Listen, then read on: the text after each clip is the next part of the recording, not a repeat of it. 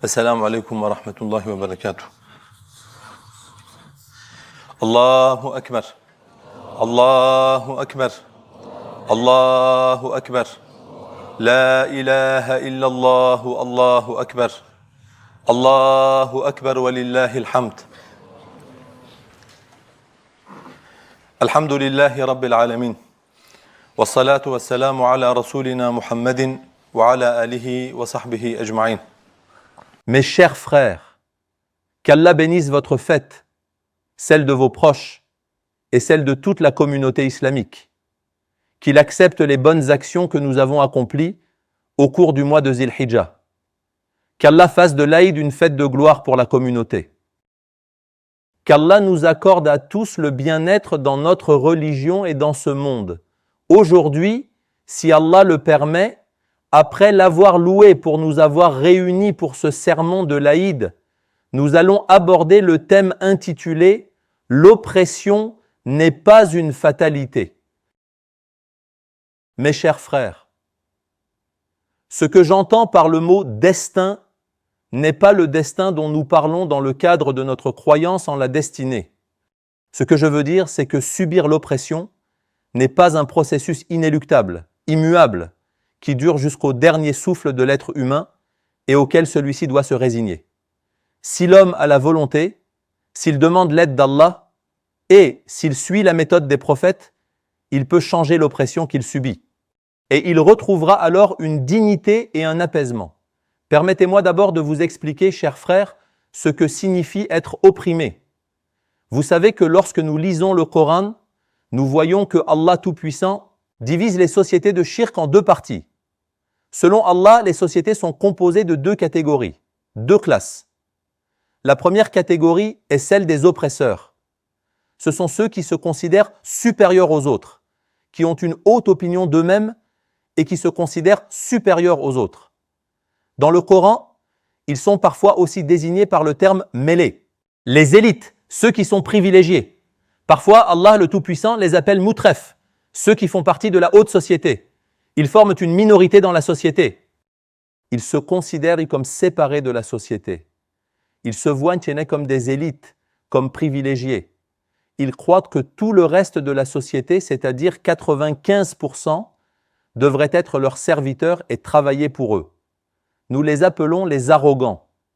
Il y a aussi les opprimés, les faibles, ceux à qui on a retiré leurs forces et leurs moyens, ceux qui ont été affaiblis et rendus vulnérables, ceux qui ont été réduits à esclavage, exploités, ceux qui ont été condamnés à vivre pour servir les autres toute leur vie.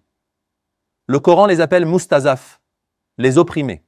D'un côté, il y a les arrogants, de l'autre, les opprimés.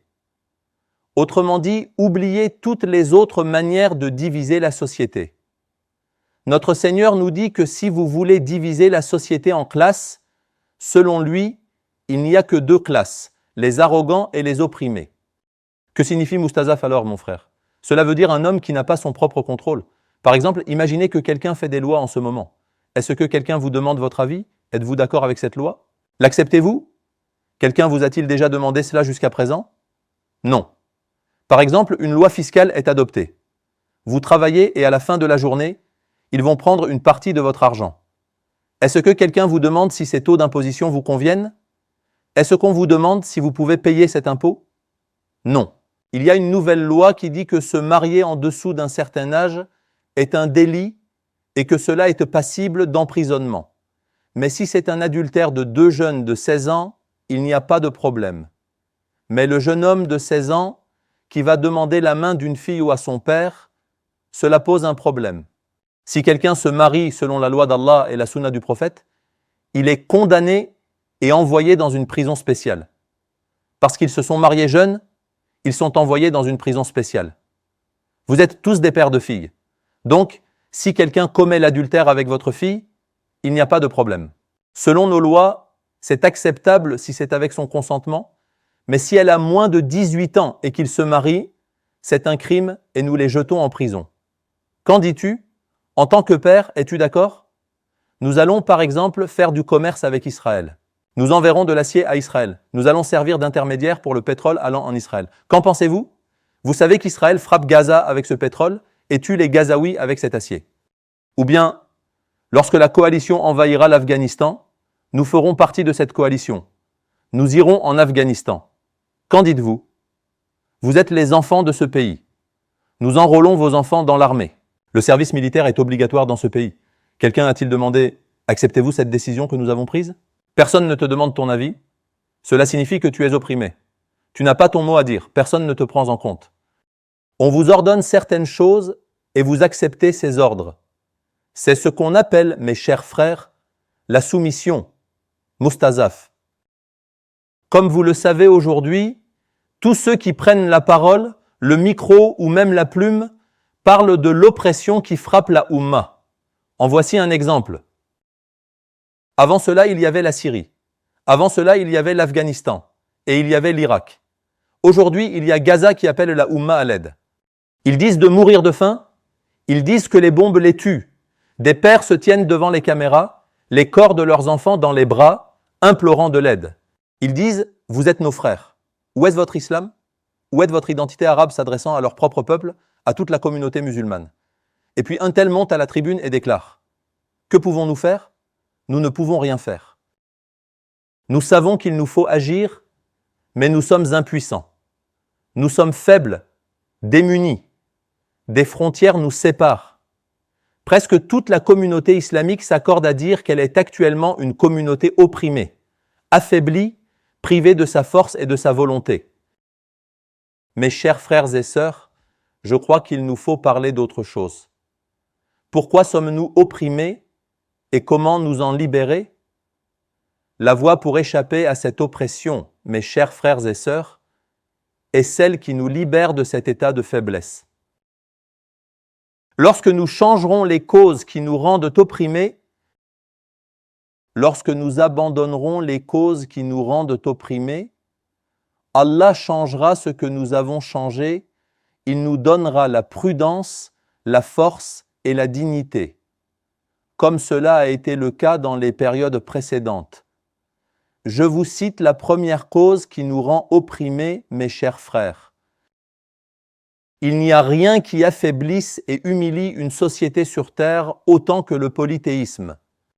Dans la sourate Araf, Allah dit à propos des enfants d'Israël qui étaient autrefois nos frères, notre Seigneur dit « Innal ladhina ittakhazul ijla sayanaluhum ghadabun min rabbihim wa dhillatun fil hayati dunya » Ceux qui ont pris le veau pour divinité, ceux qui ont abandonné Allah et le chemin de Moussa, ceux qui ont commencé à adorer les vaches, ceux qui ont commencé à adorer les veaux, dit Allah, la colère de leur Seigneur s'abattra sur eux, la fureur s'abattra sur eux.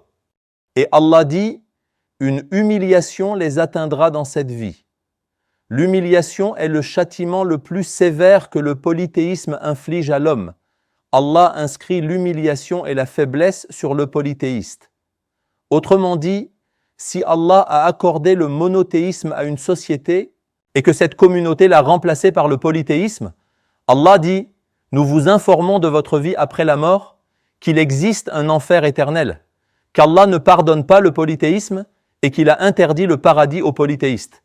Quelles sont donc les conséquences terrestres du polythéisme? C'est la colère d'Allah.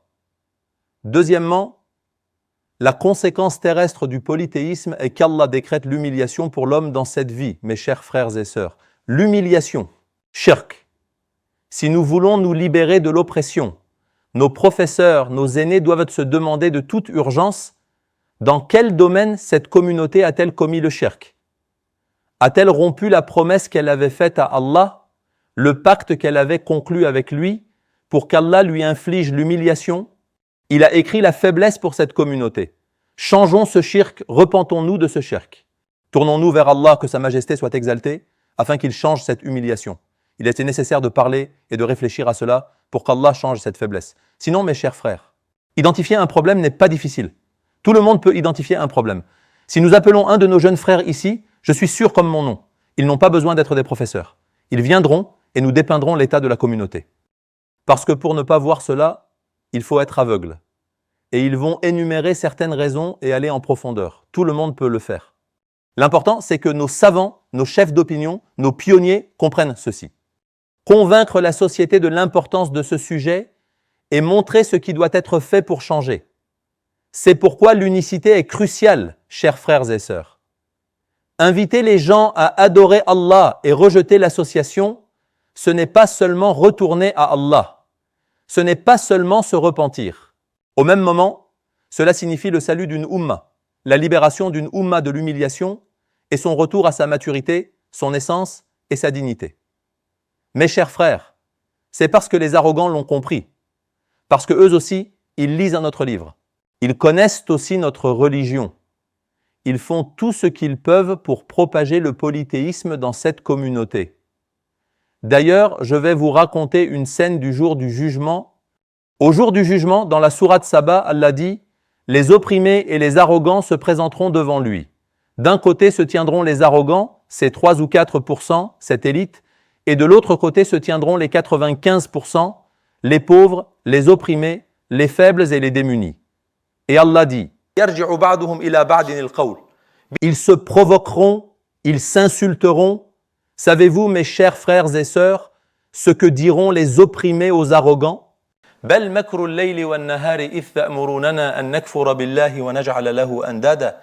Ils diront, vous nous avez tendu des pièges jour et nuit afin que nous renions Allah et que nous lui donnions des associés. C'est-à-dire, lorsque le jugement dernier aura lieu. Lorsque toutes les vérités et tous les secrets seront révélés, les opprimés se réveilleront. Ils diront, vous étiez là pour nous tendre des pièges. Pourquoi ?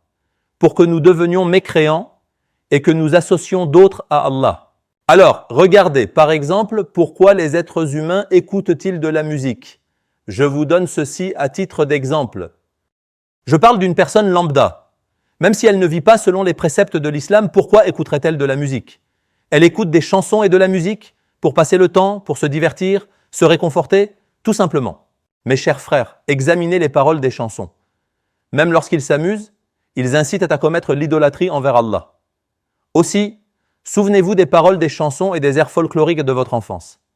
Il y a soit rébellion contre Allah ou rébellion contre le destin. Il existe des chansons qui contiennent des phrases comme « élever un être au niveau d'Allah, le placer au rang de divinité, vénérer une femme, se rebeller contre le destin ou renier les raisons pour lesquelles Allah les a créés. » Il existe des chansons qui contiennent ces phrases. Qui a écrit ces chansons, qui les a diffusées parmi le peuple et qui les a mises dans toutes les bouches? Ce sont des oppresseurs. Car si vous voulez maintenir quelqu'un dans l'humiliation, ce que vous devez faire, c'est lui faciliter la tâche pour qu'il associe constamment d'autres divinités à Allah. Mes chers frères, je vais vous donner un exemple. Pensons à la Turquie. Imaginons que quelqu'un se moque de Mustafa Kemal. Y a-t-il une sanction pour cela ? Oui. Si je m'assois ici et que je fais des blagues offensantes sur Mustafa Kemal, vais-je être immédiatement jugé et puni ? Vais-je immédiatement faire la une de l'actualité ? Oui.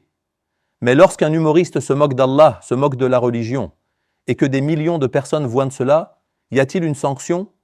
Non. Comment appelle-t-il cela ? Il parle de liberté, liberté d'expression. Mes chers frères, savez-vous ce que cela signifie ? Que l'on donne délibérément le feu vert à certains pour que la société demeure polythéiste et qu'elle se moque de sa religion et de son Seigneur. Mais si vous faites la moindre allusion à leurs valeurs et à leurs choses sacrées, ils le considèrent tachénak comme un crime et vous jugent. Regardez le monde islamique tout entier, mes chers frères et sœurs. Qui sont ces gens à qui l'on donne carte blanche, qu'on met en avant sur les écrans et à qui l'on offre des opportunités à profusion? Ceux qui invitent à vénérer les tombes, qui encouragent à se tourner vers la spiritualité d'autrui, qui réduisent les gens en esclavage, réduisent en esclavage par des chiffons, des tissus et des arbres à souhait, ceux-là ont carte blanche. Regardez, aujourd'hui le monde brûle, le monde brûle. En Turquie, de quoi parlons-nous depuis une semaine? Monsieur Untel dirigera-t-il sa confrérie depuis sa tombe? Ou bien, comme il lui sera impossible de le faire, ses représentants prendront-ils le relais? Depuis une semaine, toute la Turquie en parle, mais quel est le fond du problème? Comme s'il n'y avait plus personne d'autre sur terre, c'est l'esprit d'un homme enterré qui prendra les décisions.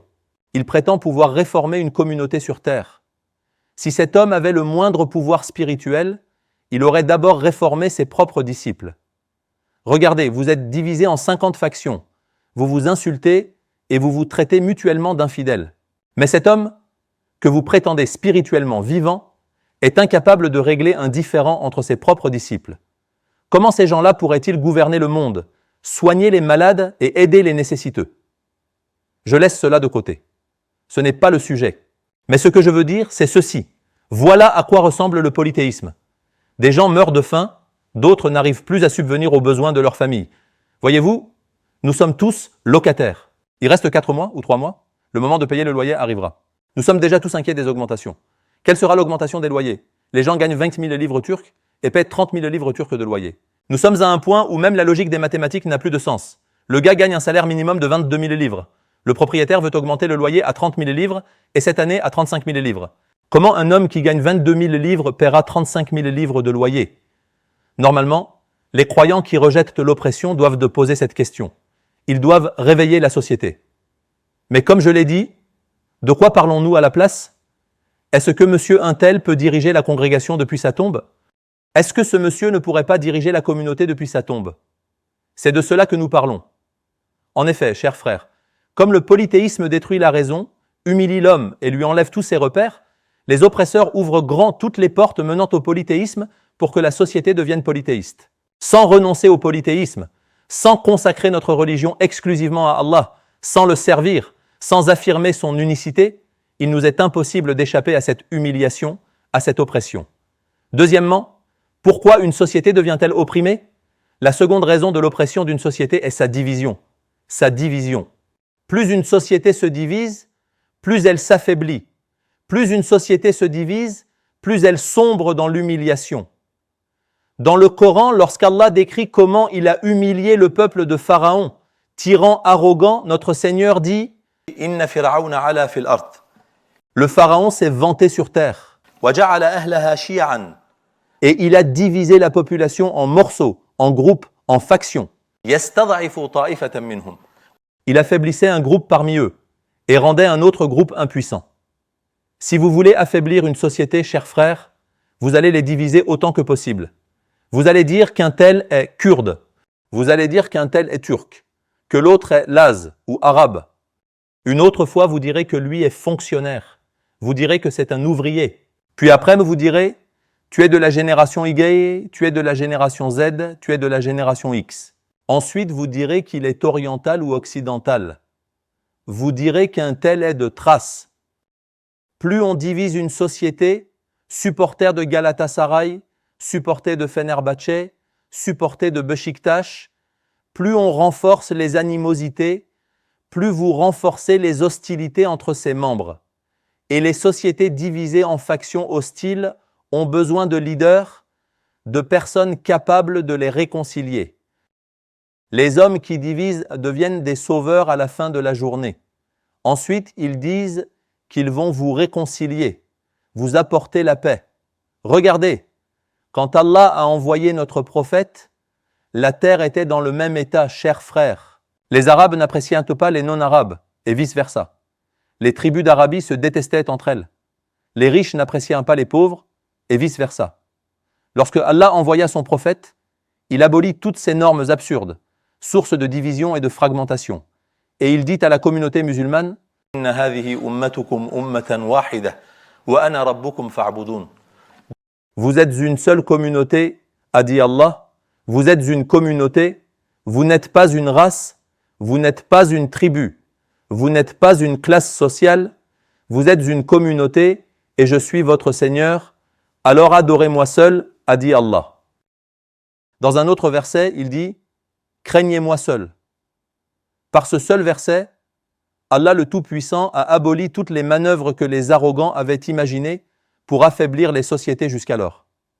Car il est Allah. Nul ne peut comploter contre lui. Nul ne peut comploter contre lui. Allah a mis fin à un jeu qui durait depuis des siècles en un seul verset. Il a dit « Vous êtes une seule communauté. » Mais alors, toutes les autres communautés sont inférieures et nous devons les détruire, n'est-ce pas? Non. C'est ce qu'Allah nous a dit. Allah a dit « Vous êtes la meilleure communauté pour les hommes. » Cela signifie que vous ne devrez pas penser comme les nations précédentes. Le fait que vous ayez été choisis par Allah ne vous autorise pas à opprimer les autres ou à les exploiter. Allah ne le permet pas. Au contraire, vous êtes la meilleure communauté qui ait été créée pour les hommes. Vous avez une responsabilité envers toute l'humanité. Allah a dit, vous commanderez le bien à toute l'humanité et vous en empêcherez le mal. Il a balayé toutes les conceptions qui s'étaient formées jusqu'alors, les remplaçant par la conception de la communauté islamique. Mes chers frères, revenons maintenant à notre époque. Imaginez maintenant, depuis 1 siècle et demi, des frontières ont été tracées sur notre territoire qu'Allah a donné à cette ummah. Nous ne nous percevons plus comme une seule et même communauté. Nous nous comprenons et nous nous définissons à l'intérieur des frontières tracées par nos propres nations. Par exemple, je dis que les Israéliens bombardent les Palestiniens. Pourquoi ? Parce que je suis turc. Regardez bien ici, je le répète. Les Israéliens frappent les Palestiniens. Pourquoi ? Parce que je suis turc. Regardez ce que je dis, je ne peux pas aider la Palestine. Pourquoi ? Parce qu'entre moi et la Palestine, il y a la Syrie. Entre moi et la Palestine, il y a la Jordanie. Entre moi et la Palestine, il y a l'Égypte. Jusqu'à il y a 150 ans, tout cela était une seule communauté.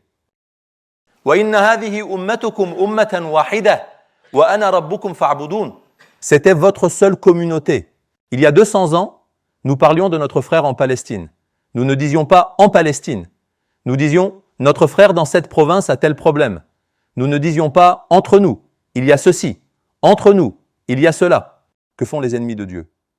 Ils ont réalisé à quel point c'était une grande force, mes chers frères. Ils ont compris à quel point il était puissant d'être une communauté. Ils sont venus et ont tracé des frontières entre nous. Ils ont dit, vous êtes la nation turque, voici votre drapeau. Puis, ils sont allés en Syrie et ont dit la même chose. Ils ont dit, vous êtes la nation syrienne, voici votre drapeau. Aller d'ici à Alep était pour moi la même chose qu'aller d'ici à Diyarbakir. Aller d'ici à la mosquée Al-Aqsa était pour moi la même chose qu'aller d'ici à Gaziantep. Mais aujourd'hui, pour atteindre ma propre terre, je dois franchir les frontières et obtenir l'autorisation de 2 ou 3 pays. Ce n'est qu'après avoir traversé 2 ou 3 pays que je peux atteindre une terre qui m'appartient, une terre appartenant à ma communauté. Il n'y a rien qui nous humilie plus que ces frontières imposées. Et puis, qu'ont-ils dit ensuite ? Accords internationaux, intégrité territoriale des pays, ensuite les frontières, l'inviolabilité des frontières. Ils ont inventé plein de concepts. Ces concepts sont valables pour nous, mais pas pour eux. Lorsqu'ils viennent envahir l'Afghanistan depuis l'Amérique, il n'y a pas de notion d'intégrité territoriale, d'inviolabilité des frontières. Lorsqu'ils traversent les continents pour venir exploiter l'Afrique, ces principes ne s'appliquant pas pour eux. Mais quand je veux aller faire 2 unités de prière à la mosquée Al-Aqsa, quand je veux apporter de l'aide à quelqu'un de ma communauté, je dois respecter toutes ces absurdités. Par conséquent, tant que ces frontières demeureront, tant que des imbéciles nous les imposeront au nom de la réelle politique, et tant que même les plus dépravés d'entre nous viendront les défendre, il sera impossible pour cette Oumma d'échapper à cette oppression. Regardez, cela fait 1 an et demi que nous attendons que les aides collectées soient autorisées par Israël à entrer en Palestine, à entrer à Gaza. Nous attendons qu'Israël autorise l'ouverture du passage de Rafah. Qu'est-ce qui donne ce pouvoir à Israël ? C'est notre acceptation et notre adoption de ces frontières. Nous devons élever une génération qui ne reconnaît pas de frontières. Nous devons élever une génération qui ne reconnaît pas ses drapeaux. Nous devons élever une génération qui dit que nous sommes une communauté. Car à cause de la saleté accumulée au fil des siècles, nous ne pourrons pas nous en débarrasser en 1 semaine. Avec un sermon, en 10 ans ou en 50 ans, une nouvelle génération doit être éduquée. Une génération qui rejette toutes ces mentalités. 3. Mes chers frères, les gens, pourquoi sont-ils opprimés ? Si les gens sont en nombre réduit ou nombreux, mais spirituellement faibles et sans qualité, alors ils deviennent opprimés. Dans le Coran, Allah rappelle à son prophète et à ses compagnons sa bénédiction dans la sourate Al-Anfal en disant « وَاذْكُرُوا إِذْ أَنْتُمْ قَلِيلٌ مُسْتَضْعَفُونَ فِي الْأَرْضِ يَتَخَطَّفَكُمُ النَّاسُ فَآوَاكُمْ وَأَيَّدَكُمْ بِنَصْرِهِ وَرَزَقَكُمْ مِنَ الطَّيِّبَاتِ لَعَلَّكُمْ تَشْكُرُونَ » Vous souvenez-vous de l'époque où vous étiez peu nombreux et opprimés sur terre ? On vous malmenait, on vous saisissait et on vous enlevait. Allah vous a protégé, vous a hébergé. Il vous a aidé et vous a fourni de bonnes choses pour que vous soyez reconnaissants. Le fait d'être peu nombreux est une cause de faiblesse. Pourquoi le prophète était-il faible à la Mecque? Parce qu'ils étaient peu nombreux. Il a le monde entier contre lui. Aux côtés de notre prophète, il y a 300, 500 personnes.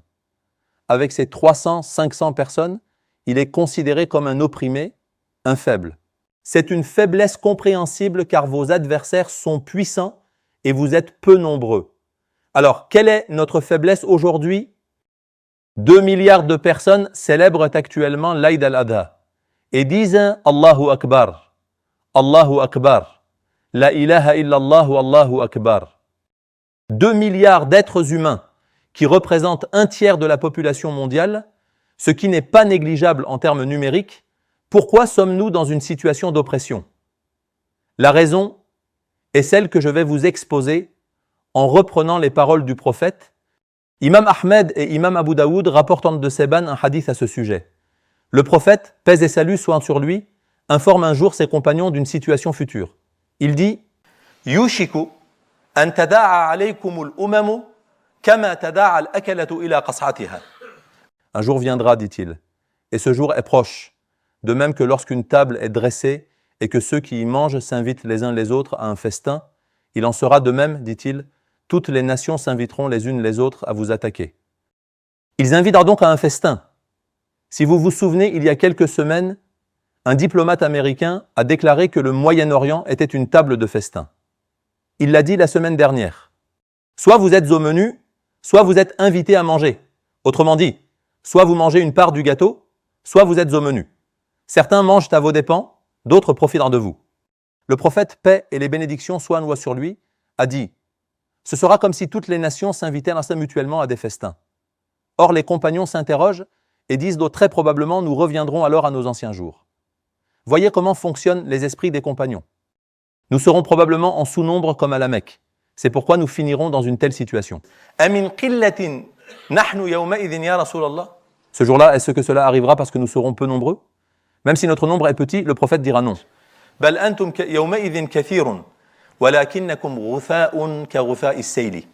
Le prophète, paix et les bénédictions soient sur lui, dit « Ce jour-là, vous serez nombreux, mais vous serez comme des débris flottants sur l'eau, comme de l'écume sur l'eau. Imaginez si je disais « Ceci est un fleuve qui coule et il y a en ce moment même 3000 milliards de brins de paille sur ce fleuve. » Qu'est-ce que cela signifie? Que voulez-vous dire par 3 millions de brins de paille? Y en a-t-il parmi vous qui dit de ne pas prendre cela à la légère? C'est impossible. Que diriez-vous de 3000 milliards, 5000 milliards, voire 500 000 milliards? Ce sont des brins de paille, en somme.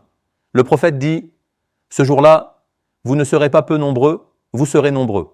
Vous serez comme l'écume sur l'eau, comme les débris sur l'eau. Pourquoi cela va-t-il être ainsi? Le prophète, paix et bénédiction sur lui, dit aux compagnons,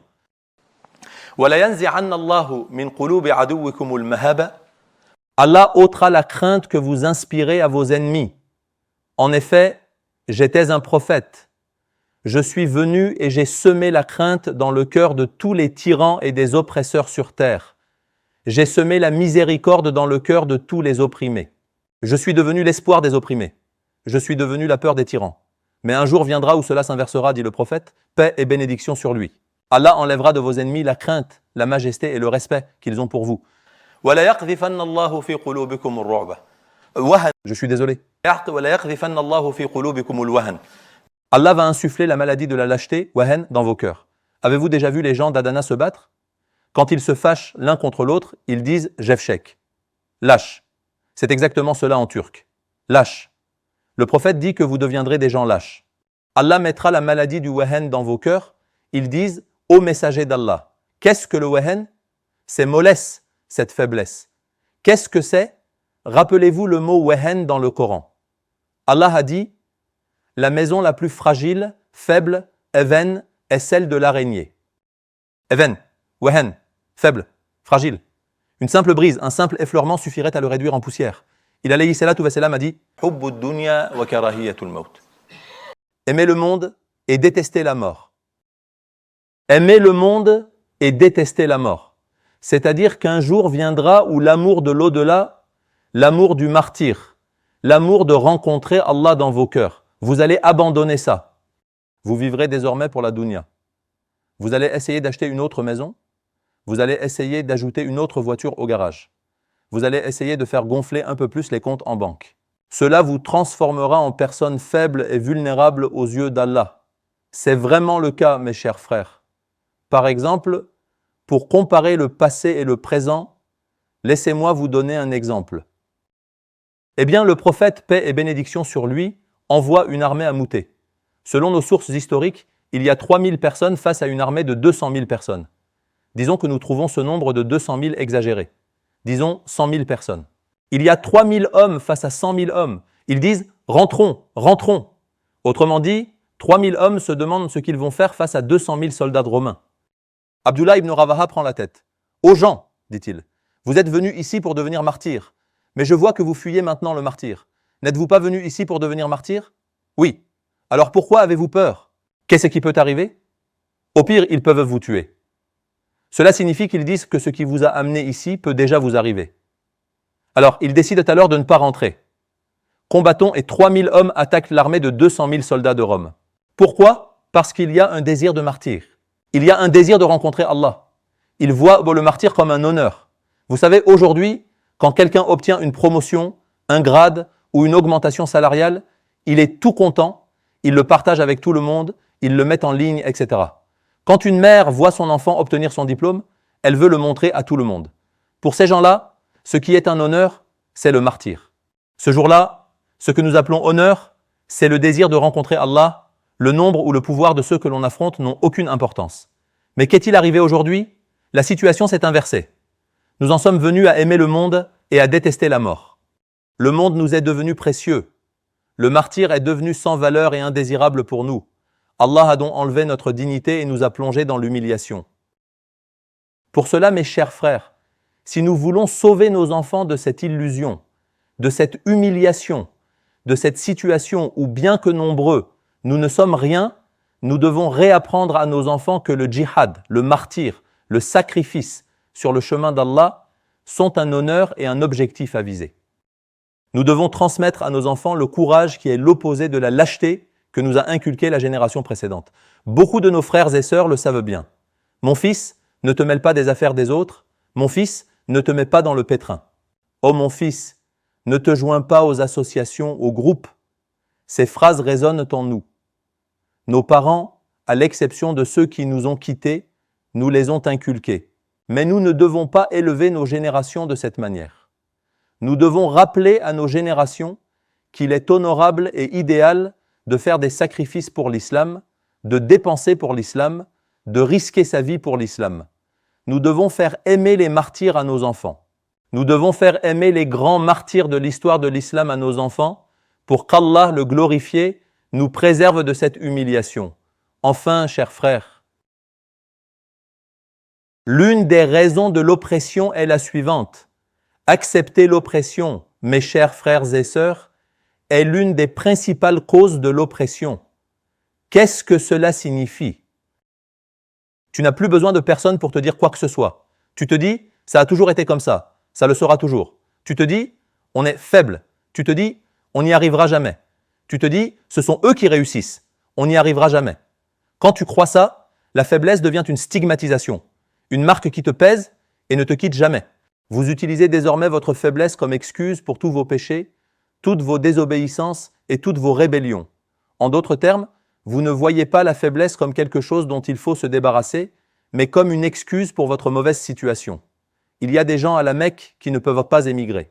Ils ont commis un crime. Certains n'ont pas pu quitter leur femme, leur travail, leurs proches et n'ont pas émigré avec le prophète. Lorsque la bataille de Badr a eu lieu, les polythéistes ont pris ses compagnons. Ces musulmans restés en arrière et les ont emmenés à la guerre. Ils ont donc amené ces hommes devant le prophète, paix et bénédiction sur lui. Parmi eux, certains sont morts durant la bataille. Une flèche, un coup d'épée est venu et ils sont morts. Maintenant, au jour du jugement, les compagnons demandent « Qu'adviendra-t-il d'eux » C'est-à-dire, c'est un de nos frères, nous avons cru ensemble. Ils n'ont simplement pas émigré. Allah révèle un verset dans la sourate An-Nisa. « Inna alladhina tawaffahumul malaikatu zalimi anfusihim » Quand les anges prendront les âmes de ceux qui ont commis des injustices envers eux-mêmes, ils leur demanderont « Avec qui étiez-vous dans le monde? De quel côté étiez-vous? Dans quelle armée étiez-vous? Quel nombre avez-vous agrandi? Avec qui étiez-vous dans le monde? » Ils diront qu'ils étaient opprimés sur terre. Oui, c'est vrai, nous avons fait une erreur. Nous nous sommes retrouvés dans une armée où nous ne devions pas être. Nous étions aux côtés des ennemis d'Allah, face aux messagers. Mais demandez-nous pourquoi? Parce que nous étions faibles, nous n'avions pas d'autre choix, diront-ils. Les anges leur diront que la terre d'Allah n'était-elle pas vaste? Pourquoi êtes-vous restés attachés à la Mecque? Pourquoi vous êtes-vous condamnés à vivre parmi les polythéistes? Vous auriez dû émigrer, diront-ils. Et bien qu'ils aient inclus en ce prophète, Allah dira à propos de ces gens que leur destination finale sera le feu. Leur refuge sera le feu. Mes chers frères, écoutez, ces gens commettent un crime. Et quand les anges leur demandent, ils répondent « Nous étions opprimés, nous étions désespérés, nous étions affaiblis. » Ils disent « Non, par Allah, nous ne pouvions rien faire. » Une fois que l'être humain a accepté son statut d'opprimé, il ne peut plus s'en défaire. Quel que soit le crime ou l'erreur qu'il commette, il utilise son statut d'opprimé pour justifier ses erreurs. Si vous y prêtez attention, vous verrez que la Oumma se trouve aujourd'hui exactement dans cette situation. Alors posez-lui la question sur le sujet où il ne remplit pas ses responsabilités. Tout le monde dit la même chose. Que faire, mon frère? Nous ne pouvons rien faire. Nous sommes impuissants, nous n'avons aucun moyen. Si nous pouvions agir, ne l'aurions-nous pas fait, disent-ils. En réalité, nous nous donnons la même réponse qu'aux anges. Nous disons, nous sommes opprimés. Nous disons, nous sommes impuissants. Je voudrais vous poser cette question. Comment avons-nous intériorisé cet état d'oppression?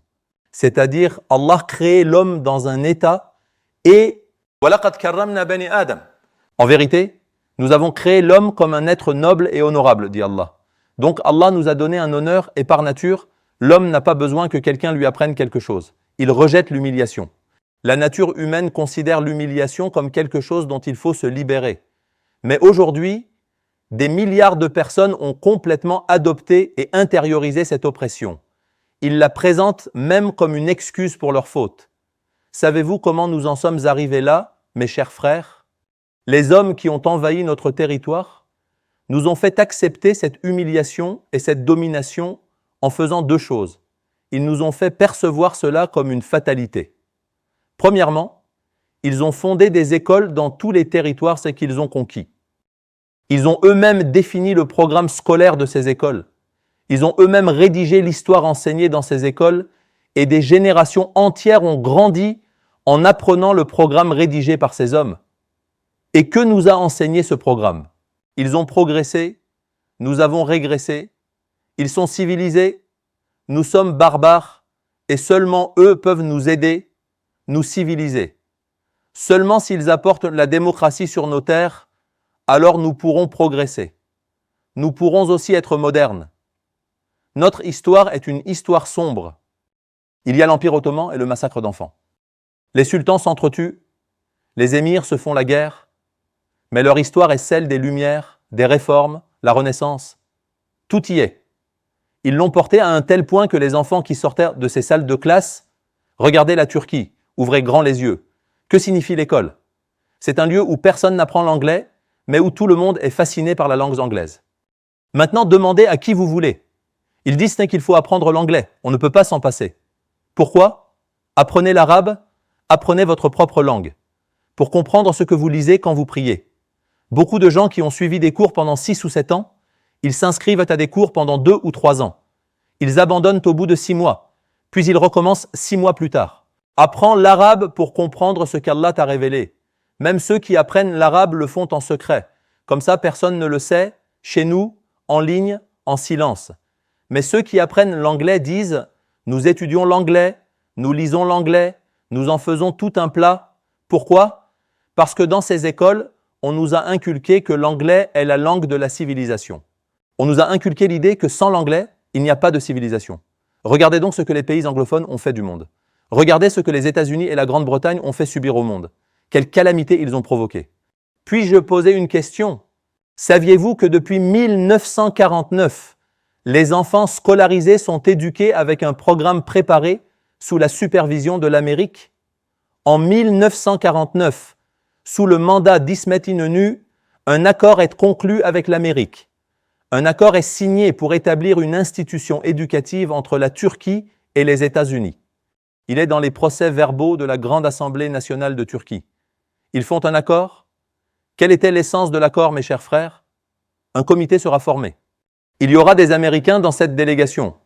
L'ambassadeur des États-Unis présidera également cette délégation.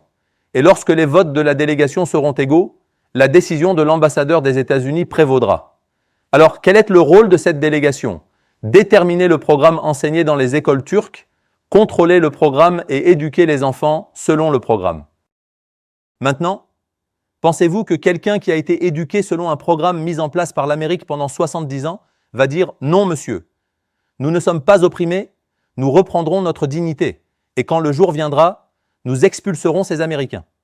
Nous fermerons les bases qu'ils ont installées sur nos territoires et avec lesquelles ils frappent les innocents. Les renverront-ils dans leur pays d'origine? Avec une telle histoire et une telle civilisation, permettrait-il à ces enfants de grandir? Ils ne le permettront pas. Écoutez, mes chers frères, je viens de vous expliquer comment ces institutions causent une grande corruption. J'ai dit que la cause principale de l'oppression et de l'humiliation est le polythéisme.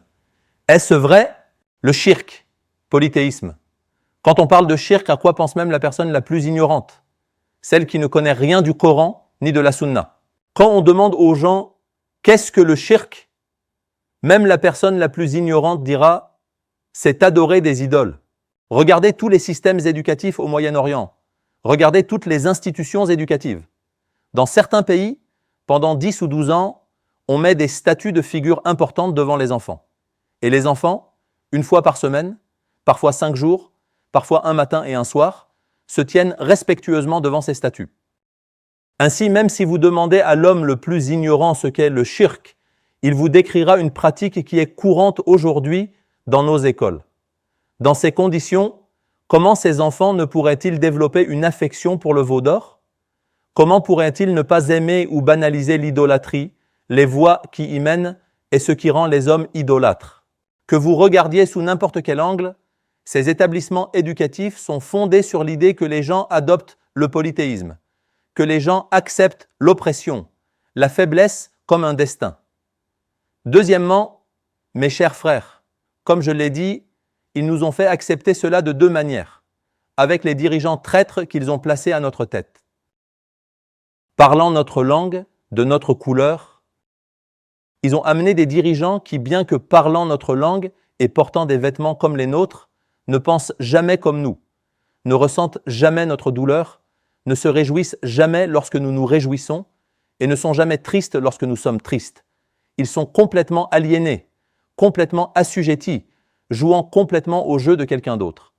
Ils ont imposé à ces terres des collaborateurs et ils nous ont fait accepter cette oppression comme un destin. Ils ont rendu cette oppression très évidente pour nous. Regardez, je l'ai déjà dit un peu plus tôt, puisque c'est le sujet du moment, je donne un exemple de cela. Gaza est à l'ordre du jour partout. D'où viennent les armes envoyées à Gaza, mes chers frères? Elles passent par ces 57 pays qui se disent non musulmans. D'où vient le pétrole pour les Israéliens?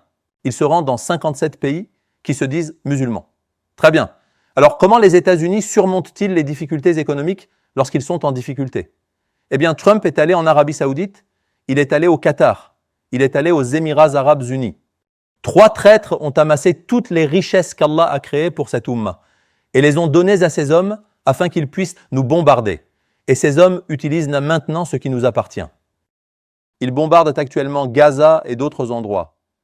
Mais à qui la faute, mes chers frères et sœurs? Qui peut accepter une telle humiliation?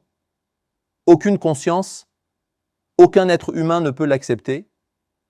Mais c'est grâce aux dirigeants perfides qu'ils ont placés au pouvoir, et ces dirigeants perfides utilisent leurs armées uniquement pour nous punir. Si nous élevons la voix, ils envoient leurs armées à nos portes. Ils savent comment enfoncer nos portes, comment nous faire pourrir en prison, mais quand les gens de leur communauté demandent de l'aide, ils restent sourds et aveugles. Ils n'entendent pas. J'aurais souhaité qu'ils se contentent de ne pas écouter. Mais non, ils aident aussi ceux qui frappent. Voilà, le racket que l'Arabie Saoudite, les Émirats Arabes Unis et le Qatar ont payé à l'Amérique le mois dernier, tout le monde l'a vu sous ses yeux. Il y a des manifestations partout en Turquie. Ne laissez pas le pétrole aller d'ici à Israël. Ces avions décollent avec ce pétrole. Ces avions qui décollent avec ce pétrole vont frapper les Gazaouis, les Palestiniens. Mais les oreilles sont sourdes et les yeux sont aveugles. Personne n'écoute. Au contraire, ces actions rendent les gens qui les commettent coupables. Tant que ces institutions éducatives, ces dirigeants traîtres, ces gens sourds à nos besoins, aveugles à notre douleur, qui ne partagent ni nos joies ni nos peines, ne changent pas, cette humiliation ne cessera pas. Si je vous demande aujourd'hui, par exemple, beaucoup d'entre vous ressentent cette douleur. Hier, si nous disions « aidons l'Afghanistan, la Syrie », aujourd'hui Gaza et demain un autre endroit, quel est le plus grand obstacle, chers frères? Ce sont nos cousins, les enfants de nos oncles. Ce sont les soldats stationnés aux frontières. C'est bien ça? Je veux dire, mes propres frontières sont des obstacles. Ma propre armée est un obstacle. Ma propre sécurité est déjà un obstacle sur mon chemin. Je ne peux même pas passer de l'autre côté et ils me demandent « Où allez-vous » Ils disent « C'est pas si facile. Où comptez-vous aller ?» Donc, avant de rencontrer des soldats israéliens, je dois affronter des soldats turcs, syriens et jordaniens. Je dois voir le soldat égyptien avant de voir le soldat israélien. Pensez-vous que ces enfants égyptiens ne sont pas tristes pour Gaza? Quand ces jeunes que l'on a placés comme gardes aux frontières rentrent chez eux le soir et retirent leur uniforme, ne pensez-vous pas qu'ils sont aussi tristes pour Gaza que vous? Ils sont tristes, soyez-en sûrs, ils sont tristes. Mais pourquoi me retiennent-ils à la frontière? Car les traîtres au pouvoir ont dit que c'était votre devoir. C'est ce que vous devez faire. Ils ont mis une telle procédure devant eux. Ah, ils ne sont pas excusés. Ne vous méprenez pas sur mes paroles. Je n'essaie pas de dire qu'ils sont innocents. Personne n'a aucune raison de se tenir aux côtés des oppresseurs. Personne n'a de raison de coopérer avec l'injustice. Il n'y a aucune excuse. Mais ce que je veux dire, c'est que ces régimes qu'ils nous imposent, ces systèmes qu'ils nous imposent, ces dirigeants qu'ils nous imposent, malheureusement, sont l'un des plus grands obstacles entre nous et beaucoup de choses. C'est pourquoi, mes chers frères, ce sont les raisons de l'oppression. Donc, dire que nous sommes opprimés, que nous ne pouvons rien y faire, n'est pas suffisant. Mais pourquoi étions-nous opprimés? Il est nécessaire de connaître les raisons de cela. Il est nécessaire de connaître les raisons de cela. أقول قولي هذا أستغفر الله لي ولكم. الحمد لله رب العالمين. والصلاة والسلام على رسولنا محمد وعلى آله وصحبه أجمعين. أما بعد. Vous pourriez peut-être dire ou penser quelque chose comme ceci. Nous avons tout expliqué et maintenant? Mais que se passe-t-il après avoir expliqué tout cela? Premièrement, nous saurons que l'oppression n'est pas une fatalité. Parce que vous changez quelque chose dans votre vie, Allah vous enlève votre honneur et vous condamne à la faiblesse, l'oppression. Si vous montrez de la volonté et souhaitez changer cela, il y a la promesse certaine d'Allah. Inna Allah la yughayyiru ma biqawmin hatta yughayyiru ma bi anfusihim. Les gens doivent changer ce qui est en eux pour qu'Allah change ce qui est en eux. D'abord, je vais changer ce qui est en moi.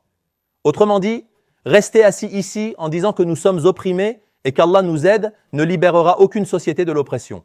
Je vais réaliser pourquoi je suis opprimé et je vais prendre des mesures pour changer cela. Par exemple, je donne un exemple, disons ce que j'ai expliqué maintenant. De quoi avons-nous parlé? L'une des choses qui nous oppressent est ces institutions éducatives. Alors, tous les musulmans devraient avoir l'idée de construire leurs propres institutions éducatives.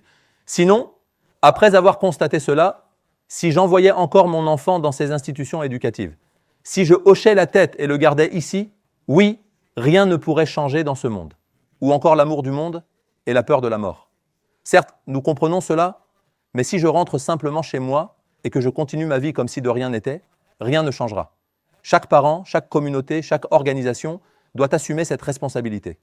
Cela signifie que nous devons rétablir l'équilibre pour nos enfants et leur apprendre à aimer le martyr, Allah, l'au-delà et le paradis. Allah ne change pas la condition d'un peuple tant que celui-ci ne change pas ce qui est en lui. Nous devons commencer par nous changer nous-mêmes afin qu'Allah puisse nous changer. Et permettez-moi de vous annoncer une bonne nouvelle avant de conclure ce sermon. Allah dit qu'il a une bonne nouvelle pour nous, les opprimés. وَنُرِيدُ أَن نَّمُنَّ عَلَى الَّذِينَ اسْتُضْعِفُوا فِي الْأَرْضِ وَنَجْعَلَهُمْ أَئِمَّةً وَنَجْعَلَهُمُ الْوَارِثِينَ. Nous voulons faire du bien à ceux qui sont opprimés sur terre. nous voulons en faire les guides, les dirigeants et les héritiers de la terre. La volonté d'Allah est en faveur des opprimés. Allah n'est pas avec les oppresseurs. Allah est avec les opprimés. Allah n'est pas avec ceux qui se considèrent injustement comme grands, mais avec ceux qui sont laissés faibles, aussi appelés les mustazaf. Et Allah dit, « Ma volonté est de faire d'eux les imams sur terre. Si nous changeons ce qui est en nous, nous devons savoir que Allah aide les opprimés et qu'il veut faire d'eux les maîtres et les guides de l'histoire. Aussi, mes chers frères et sœurs, ne perdons pas espoir. En aucun cas que nous sommes condamnés par nos circonstances. Au contraire, nous dirons que si nous changeons, Allah nous changera aussi. Si nous trouvons le bon chemin, Allah nous aidera. Lorsque chacun, du plus humble au plus influent, au sein de son foyer, de son groupe, de son association et de sa communauté, manifeste la volonté de changer les choses, Allah l'aidera, guidant ce changement et cette transformation vers un chemin bénéfique. Je prie Allah de nous faciliter l'éducation de cette nouvelle génération dans l'islam, selon la voie de l'unicité divine. Qu'Allah détruise ces arrogants tyrans par une force et une dignité venant de lui. Qu'Allah nous donne la force de mettre fin à ces gens et à leurs injustices. Que mon Seigneur, où qu'il soit dans le monde, en ce matin de l'Aïd, vienne en aide à ceux qui subissent l'oppression, les bombardements, les expulsions et les déplacements forcés. Qu'Allah les protège. Qu'Allah anéantisse ces tyrans qui les oppriment et les empêchent même de célébrer la fête, comme il a anéanti le peuple d'Ad et Pharaon. Allahumma amin. Je vous souhaite un bon Aïd, que cette fête soit bénie pour vous et vos familles, qu'Allah accepte vos actions, bénisse votre fête pour vous et votre famille. Assalamu alaikum wa rahmatullahi wa barakatuh.